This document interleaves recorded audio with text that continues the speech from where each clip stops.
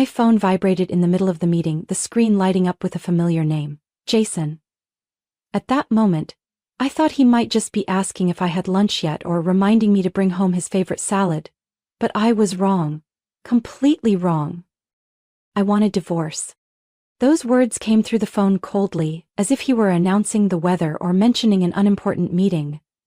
I froze in the hallway of the office building, feeling like the air around me had suddenly become stifling. You said what? I stammered, trying to keep my voice steady. I've already sold the apartment, you need to find a new place to live, Jason said, his tone completely devoid of emotion. It felt like the entire world slowed down around me, all sounds gradually fading away. That apartment wasn't just a place to live. It was the home we had built together, the space filled with our shared memories and dreams. Yet he could say it so bluntly. As if I were nothing more than an uninvited guest in my own home. You sold the apartment? For what reason? I asked again, trying to cling to a sliver of hope that everything was just a misunderstanding. Jason let out a dry laugh, a sound that did nothing to hide his arrogance. Melissa and I need the money to start our new life. She deserves better than a tiny place like that. Melissa? Her name swept through my chest like a cold wind, though deep down, I had suspected for a long time. Hearing her name come out of Jason's mouth still left me reeling. The late nights at work, the sudden business trips, and the growing distance between us. Everything now became as clear as day. I recalled the evenings when Jason came home, his eyes avoiding mine whenever I asked about work. He always had a way of deflecting, just a gentle smile and a brief hug, and I would believe everything was fine. I used to think his confidence came from his stability in his career. But now, I realized it was because he knew he could manipulate my emotions so easily. How long have you been planning this? I asked, my own voice sounding strange and distant in the empty space. For a while, Jason responded, without a hint of remorse. Don't make this harder than it needs to be. This will be better for both of us. I stayed silent, only hearing the thumping of my own heartbeat. I didn't feel shocked anymore. Just an emptiness, a vast void where all my emotions seemed to have been pulled into. Did you ever consider how I would feel? I asked, my voice slow but sharp. Abby, you're always too sensitive. Stop making everything such a big deal, Jason replied, as if I were the one being unreasonable. That was the moment I realized the truth. All along, he had made me believe that every issue in our relationship was my fault, that I was too suspicious, too controlling. But in reality, Jason had been crafting a perfect narrative, turning me into the villain in my own story. You sold the apartment without my consent? What makes you think you had the right to do that? I asked, trying to maintain my composure. I've already taken care of everything, Jason said, his voice unsettlingly calm. All the paperwork is done. You should start packing your things. I closed my eyes, taking a deep breath. In that moment, I knew I had to make a choice. Either crumble under his coldness or stand up and fight for myself. All right, Jason, I said, my voice surprisingly steady. You'll see just how complicated things can get. I hung up the phone, standing still in the long hallway, the soft yellow light casting lonely streaks across the floor. I felt like I was at a crossroads, with only two options, to fall or to rise and move forward. And this time, I chose to rise. Jason thought he had already won, but he had no idea that the game had only just begun. I was no longer the easily manipulated girl I used to be. I had learned how to protect myself, and this time, I wouldn't let anyone push me out of my own life again. I stood in the long office hallway, the dim lights casting faint shadows on the floor. Jason's call still echoed in my mind, each word like a deep scratch on my thoughts. But instead of letting the pain consume me, I chose to stay calm. Jason believed he had the upper hand, but he had no idea that I had my own cards to play. As I walked into the conference room, I forced a smile at my colleagues, quickly regaining my professional demeanor. The meeting ended, and as soon as I stepped out of the building, I called Emily, my best friend and also my lawyer. Emily and I had known each other since college, and she was always the person I trusted whenever trouble arose. Jason sold the apartment without my consent, I said the moment Emily answered. There was a brief silence before her voice turned serious. Are you sure? He has no right to do that if the apartment is in your name. I smiled slightly. Exactly. I had the ownership transferred to my name earlier when we refinanced. Jason had no idea because he just signed the paperwork without reading it carefully. Emily let out a quiet laugh. Well then, he's brought trouble upon himself.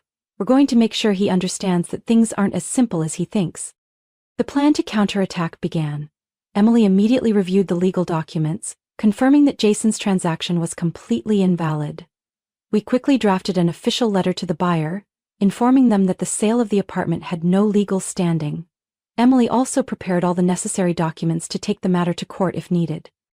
Does he know about this yet? Emily asked as we finished up all the required paperwork. I don't think so, but he'll find out soon enough, I replied, a strange sense of calm settling over me. That evening I returned to the apartment. Everything seemed as quiet as usual, but the atmosphere felt different.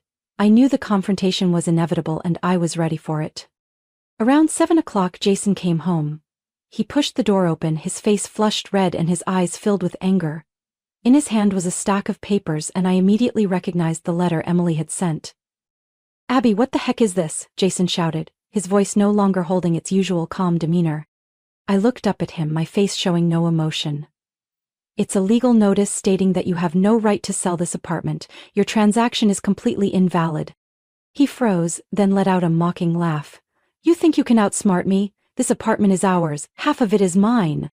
No, Jason, I said, placing the documents on the table. You signed the transfer documents a long time ago. This apartment is entirely mine, and the transaction you tried to make holds no legal value.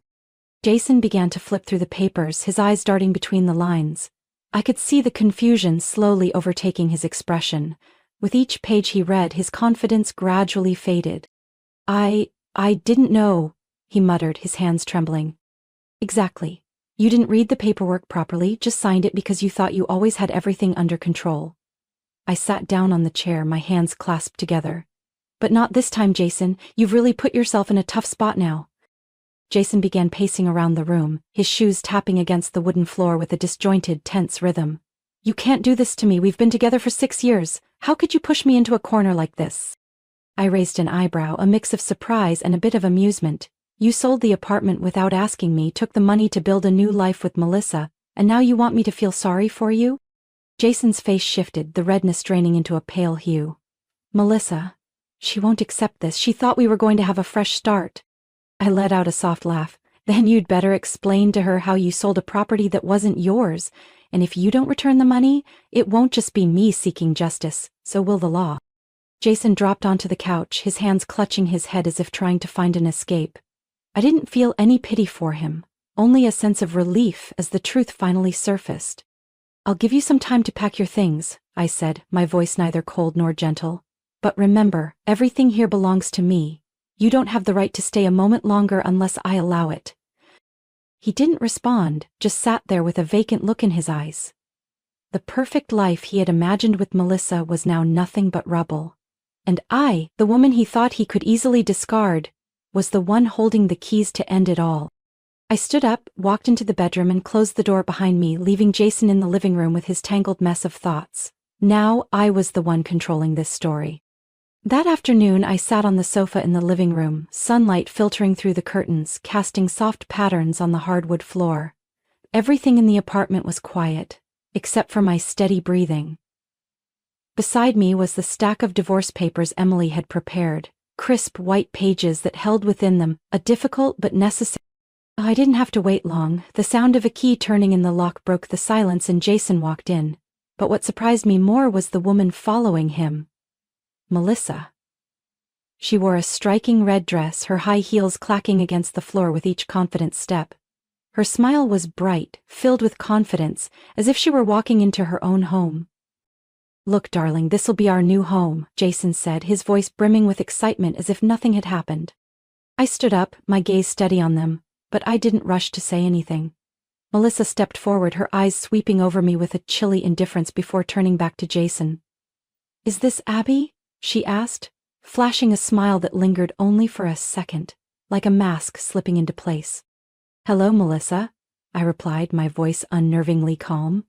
You two showed up just in time. I was about to have a conversation with Jason about staying here. Melissa crossed her arms, a smug look in her eyes. We won't be here for long. Jason said you've already taken care of all the paperwork. I tilted my head slightly, feigning surprise. Jason said that? How interesting. Jason's patience began to wear thin. Abby, stop making this difficult. You know the apartment has been sold. You should pack your things and find a new place to live. Jason, I said, enunciating every word, this apartment has never been sold, and if you've actually received money from a buyer, you've put yourself in a very big mess. Melissa's expression shifted, the smile on her lips vanishing. Wait, what does that mean? You told me everything was settled, that you sold the apartment and we had the money to start fresh. Jason froze, his eyes avoiding Melissa's sharp gaze. I'll explain. It's all just a misunderstanding. A misunderstanding? I let out a small laugh. You tried to sell this apartment without my consent? The problem is, the apartment is solely in my name, and any transaction without my signature is not legally valid. Melissa turned to Jason, suspicion growing in her eyes. Did you lie to me? You said this apartment was yours, that she had agreed to leave. Jason stuttered, his hand clutching the folder tightly. I just wanted to make things easier. I thought if you moved in first, it wouldn't be too complicated. Complicated? I shrugged. You told me over the phone that I needed to find a new place because you had sold the apartment. But it seems you forgot I'm not someone who can be pushed around so easily. Melissa took a step back, her arms falling to her sides. Did you take money from the buyer? Jason didn't respond, but his silence was answer enough. Melissa's face fell, as if she had just been pulled from a beautiful dream that turned into a nightmare. What did you do with the money? You said we were going to have a new life. I crossed my arms, my eyes never leaving Jason. If you've spent that money, the buyer might not just want their money back. They could take you to court for fraud. Jason's face turned ashen, his lips moving without sound. Melissa, not waiting another second, spun on her heels and walked out the door. I don't want any part of this, you handle it yourself. The door closed, leaving a heavy silence enveloping the room. Jason collapsed onto the chair, as if all the strength had drained from his body. Abby, I know I was wrong, but you can't treat me like this. We used to love each other. Yes, we used to, I replied, my voice unwavering. But love doesn't mean accepting lies and being taken advantage of. These are the divorce papers. I want you to sign them right now. He looked at the stack of papers on the table, his eyes filled with regret. Do you really want to end everything? We can start over, I'll make things right. Jason, you had your chance and you destroyed it yourself, I said, keeping any emotion from seeping into my tone. I won't give you any more chances. Finally, Jason picked up the pen, his hand trembling as he signed each page. Every signature felt like a period, marking the end of mistakes, of a past I had tried to hold on to, only to realize that letting go was the real freedom. When he stood up, I opened the door for him, feeling like a fresh breeze had just swept through the apartment. Jason walked out without looking back, and I closed the door, locking away everything that belonged to the past. The apartment was now just mine, but I didn't feel lonely. On the contrary, I felt lighter and freer than ever before. This was the fresh start I truly needed. After Jason left, I stood in the middle of the living room, feeling as if I had just woken up from a long nightmare. His belongings were still scattered around, but the heavy atmosphere had vanished. For the first time in months, I could take a deep breath without feeling the weight of anxiety crushing my chest. I started cleaning up, carefully tending to every corner of the apartment. Jason's belongings, from the jacket draped over the chair to the books haphazardly left on the shelves, were neatly packed away. I didn't throw them away or destroy them. I simply returned them to where they belonged. Not here, not in my life anymore. Instead, I chose new things for myself, items that reflected my own taste and style. I painted the living room a soft, calming shade of blue, replaced the heavy curtains with light, airy fabrics, and hung up abstract art pieces I had admired for so long. The fresh touches brought a sense of renewal to the space. Emily stopped by over the weekend bringing a bouquet of fresh flowers and a bottle of fruit juice. This place looks completely different, she said, her eyes sparkling with joy. There's still a bit more to do, I replied, wiping the sweat from my forehead. But at least now it finally feels like my home. We sat at the new dining table, a light-colored wooden piece I had chosen to replace the old worn glass table that Jason had always insisted on keeping. Emily poured juice into our glasses, raised hers, and smiled. Cheers to freedom and a new chapter in your life. And cheers to never letting anyone make you feel small in your own home again, I added. Our glasses clinked softly, the clear sound like the first notes of a new melody. Meanwhile, Emily wasn't just providing emotional support, she was also handling the legal aspects. She worked tirelessly to ensure the divorce process was quick and legally sound. Jason no longer had any chance to cause more trouble. From the assets to the apartment ownership, everything was clearly documented, leaving no loopholes for him to exploit. Jason has signed the divorce papers, Emily announced on a bright sunny morning. He agreed to all the terms. You'll soon be completely free from all ties. Hearing those words, I felt as if I had just been unbound from an invisible rope. A part of me still worried that Jason might stir up more drama, but Emily's determination and thorough legal approach gave me complete peace of mind. Lauren, my best friend from college, suggested we throw a small party to celebrate. She called it a freedom party, and soon enough my living room was filled with laughter and the warm glow of soft yellow lights. Now this is the Abby I know, Lauren said as she helped me decorate the room with colorful streamers. Strong, confident, and not letting anyone walk all over her. The party wasn't extravagant, just close friends, some light snacks, and stories that made us laugh until our sides hurt. Everyone understood that this wasn't just a casual gathering but a moment marking my official fresh start. When everyone left, I sat on my new sofa, the gentle light casting soft shadows through the window. The city outside remained as bustling as ever, but inside I felt a quiet peace. From that point on, my life became much lighter. I started dedicating time to things I had always put off, relaxing mornings with a hot cup of coffee and my favorite book, afternoon walks in the park, watching the green leaves sway in the breeze, and those evenings when I could freely choose any movie I wanted without having to share the remote. I also found joy in my work. I began engaging in new projects, meeting energetic and inspiring colleagues. The focus and passion I brought to my work helped me not only advance in my career, but also see my own worth more clearly. One day, while cleaning out an old closet, I found a photo of Jason and me from our early days together. We were smiling, our eyes filled with hope for the future. I didn't feel regret, just gratitude for the lessons learned. I folded the photo and placed it in a small box, not to hold on to it but to close that chapter, because I understood that while the past couldn't be changed, the future was wide open with new opportunities. I had truly begun a new chapter in my life. This chapter didn't include Jason, lingering pain, or doubts. It was just me, with newfound confidence, steadfastness, and deep self-love. And this time I knew I was on the right path, with every step feeling light and steady. I not only reclaimed my apartment but also took back control of my life. That was the biggest victory of all. Abby's story isn't just about reclaiming an apartment, but about regaining control of her life. From a woman who was once manipulated and deceived, Abby stood up, fought for justice, and rebuilt a peaceful space for herself. She shows us that letting go of toxic relationships isn't a loss but often the first step toward true freedom and happiness. It's a reminder that we all deserve better, as long as we have the courage to change. What do you think about Abby's powerful journey in this story? Have you ever faced a similar situation or have advice for those dealing with family challenges?